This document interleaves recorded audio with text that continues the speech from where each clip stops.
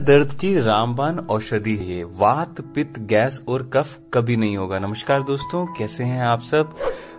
I hope कि आप सभी अच्छे होंगे। दोस्तों, आज मैं आपको इस वीडियो के माध्यम से हमारी आयुर्वेद की किताब अष्टांग हृदय के माध्यम से, इवन अगर आपने श्री राजीव दीक्षित जी की वीडियोस देखी हैं, उन्होंने भी इस औषधि के बारे में, वात, पित्त, गैस और कफ को दूर करने के बारे में अपनी काफी सारी वीडियोस में, अपने काफी सारे व्याख्यानों में बताया, लेकिन आप लोग ध्यान नहीं देते हैं। तो दोस्तों, विस्तार पूर्वक यानी कि स्टार्टिंग से आज मैं आपको इस वीडियो में ऐसी 5 चीजें बताने वाला हूं जो कि वात को एकदम बैलेंस करने में, पित्त को, कफ को, गैस को, किसी भी प्रकार की शारीरिक कमजोरी को, थकान को बैलेंस सही करने के लिए, चुस्ती फुर्ती और ताकत को शरीर में बढ़ाने के लिए। इससे कुछ भी फर्क नहीं पड़ता कि आप किस उम्र के व्यक्ति हैं, लड़के हैं या फिर लड़की हैं, नौजवान हैं या फिर आपका बुढ़ापा आ गया है, इससे कुछ भी फर्क नहीं पड़ता। अगर आप स्वस्थ रहना चाहते हैं तो दोस्तों आपको ये 5 चीजें अवश्य अपने जीवन में प्रयोग करने चाहिए। इनका दोस्तों आपको सेवन जरूर करना है। तो चलिए बिना टाइम वेस्ट किए स्टार्ट करते हैं।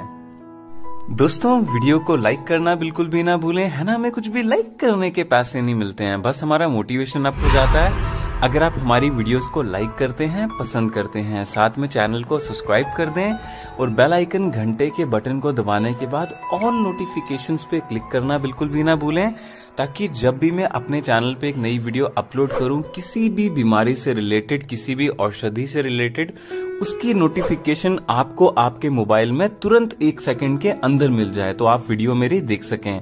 तो चलिए दोस्तों शुरू करते हैं, जानते हैं कि कौन कौन सी 5 चीजों का आपको सेवन करना चाहिए, कौन कौन सी 5 चीजें आपको अपनी जिंदगी में बदलनी है, लानी है, जिनसे आपको ये बेनिफिट्स होंगे। सबसे पहली चीज देखिए, आम तौर पर हमें क्या लगता है कि हमें कोई भी बीमारी हो जाती है, जैसे कि मान लो किसी को हाई ब्लड प्रेशर हो गया, डायबिटीज हो गई, शरीर में दर्द होने लग गया, थकान और शारीरिक दुर्बलता यानी कि कमजोरी आने लग गई, जो कि आजकल नौजवानों में भी बहुत ही आम तौर पे आ जाती है।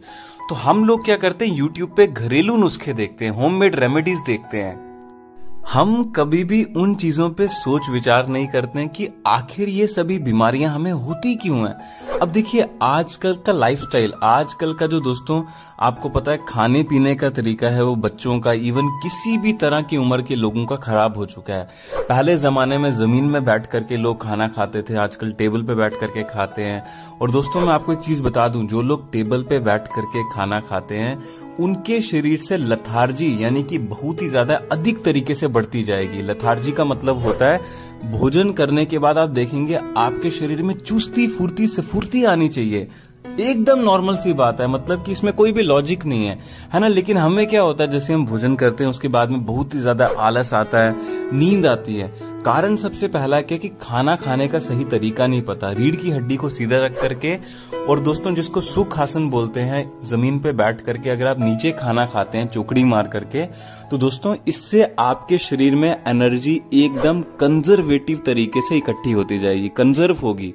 तो दोस्तों ये सबसे पहला तरीका है।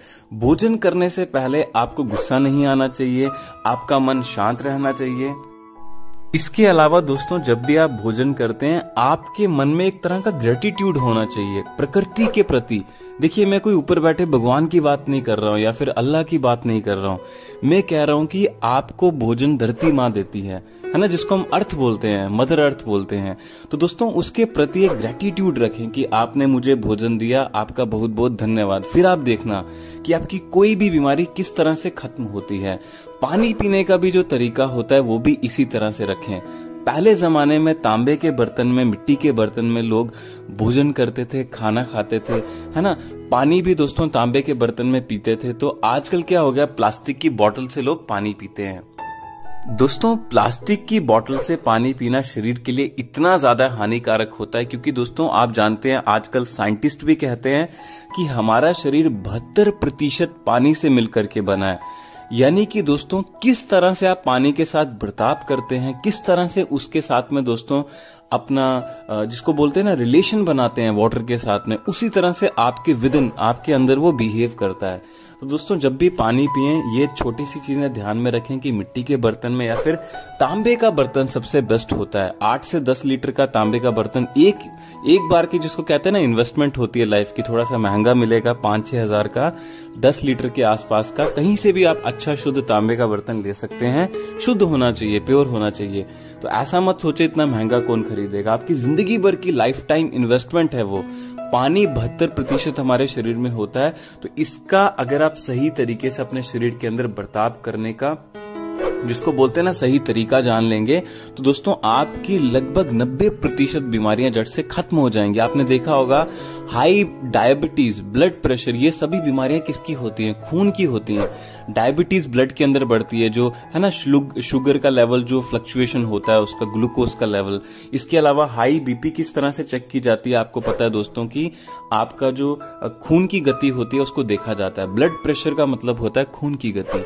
तो जो खून होता है वो पानी से मिलके बना होता है, लिक्विड फॉर्म में होता है। तो इन चीजों का ध्यान रखें, खाने के प्रति, भोजन के प्रति, पानी के प्रति, और भी कुछ भी आप ऐसे अपने शरीर के काम करते हैं सबके प्रति आपको एक ग्रेटिट्यूड होना चाहिए। अब दोस्तों खाने की बात आती है। वात, पित्त और कफ को बैलेंस करने के लिए, गैस को हटाने के लिए कोई भी आपको रॉकेट साइंस लगाने की जरूरत नहीं है।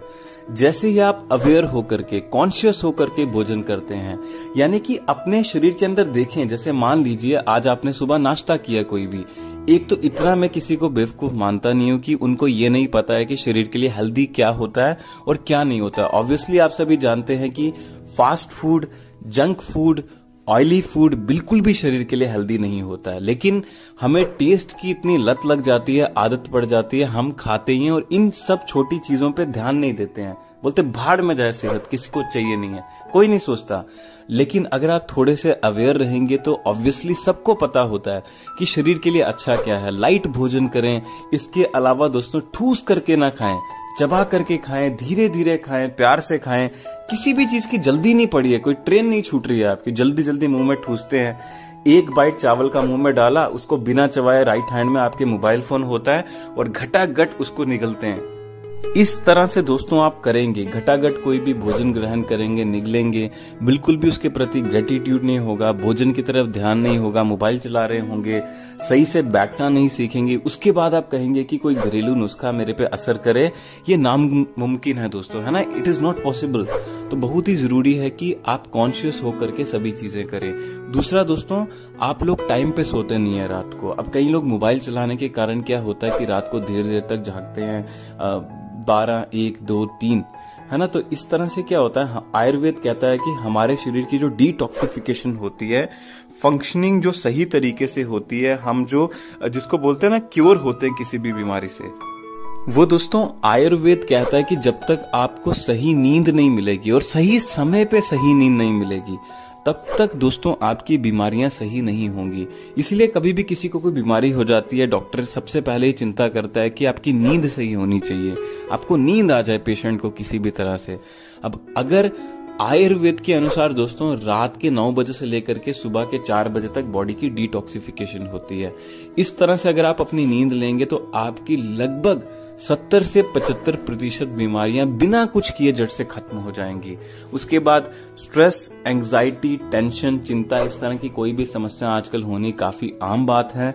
तो अपने माइंड को किस तरह से मैनेज करना है, उसके लिए आप ध्यान कर सकते हैं, मेडिटेशन सीख सकते हैं, है ना। काफी अच्छी अच्छी ऑर्गेनाइजेशंस होती हैं जो कि आपको ध्यान सिखाती हैं, योग सिखाती हैं, प्राणायाम सिखाती हैं, जो कि माइंड पे ही वर्क करते हैं, आपकी बॉडी पे वर्क करते हैं। ये सभी चीजों का अगर आप ध्यान रखेंगे तभी ही आपके शरीर से बीमारियां दूर होंगी। यकीन मानिए, कोई भी शॉर्टकट नहीं होता है।